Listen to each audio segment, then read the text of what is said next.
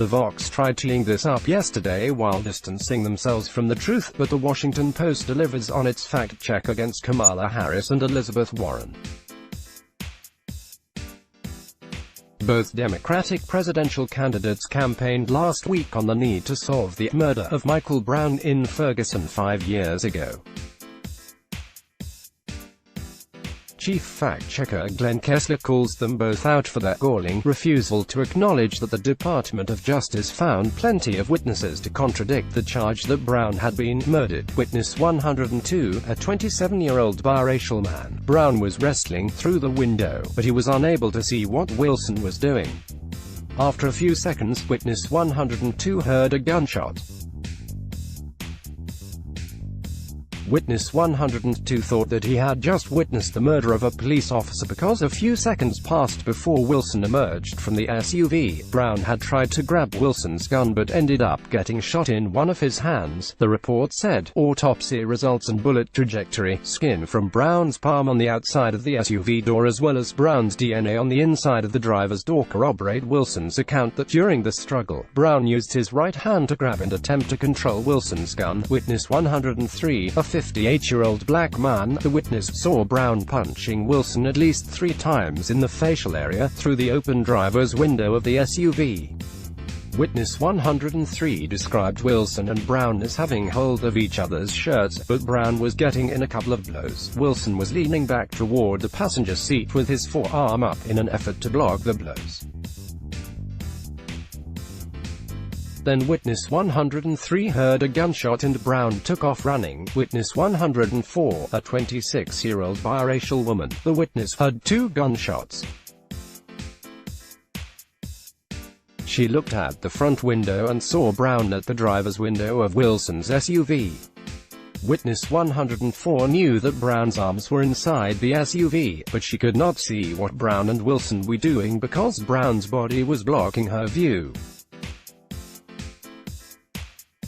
Witness 104 saw Brown run from the SUV, followed by Wilson, who popped out of the SUV and ran after him while yelling, "Stop, stop, stop." Witness 102, Wilson then chased Brown with his gun drawn, but not pointed at Brown, until Brown abruptly turned around at a nearby driveway. Witness 102 explained that it made no sense to him why Brown turned around. Brown did not get on the ground or put his hands up in surrender. Brown made some type of movement similar to pulling his pants up or a shoulder shrug, and then charged at Wilson. It took an independent DOJ investigation to dispel a false narrative that had developed immediately after the shooting, that Brown had been trying to surrender. Multiple news outlets gave credence to reports that Brown had his hands up when Wilson shot him, turning "Hands up, don't shoot" into a protest chant.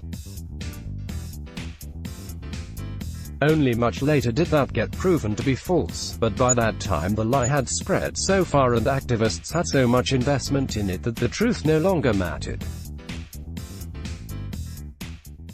In fact, Brown had committed a strong-arm robbery just before this confrontation. When Wilson attempted to detain Brown, Brown attacked Wilson in the car and began beating him, which is when Brown got shot the first times. When Brown retreated, Wilson came out of the car to arrest him, only to have Brown turn around and charge him. That's when Wilson killed Brown, head-on in a charge not with hands up to surrender. That was the finding by the same DOJ that also accused the Ferguson PD of having serious issues with discriminatory policing. Kessler finds the resurrection of the false narrative by Democratic presidential candidates galling for good reason. He awards them 4 Pinocchios while noting that neither candidate nor the campaigns bothered to respond to his inquiries about their claims. Harris and Warren have ignored the findings of the Justice Department to accuse Wilson of murder, even though the Justice Department found no credible evidence to support that claim. Instead, the Justice Department found that the popular narrative was wrong, according to witnesses deemed to be credible, some of whom testified reluctantly because of fear of reprisal. department produced a comprehensive report to determine what happened, making the senator's dismissal of it even more galling. Harris and Warren both earned 4 Pinocchios. Indeed, not only was the claim a lie, it's been a long exposed lie, which means there's no excuse for backsliding on it. Kudos to Kessler, who's generally the best in class for fact-checking. Let's block ads. Why?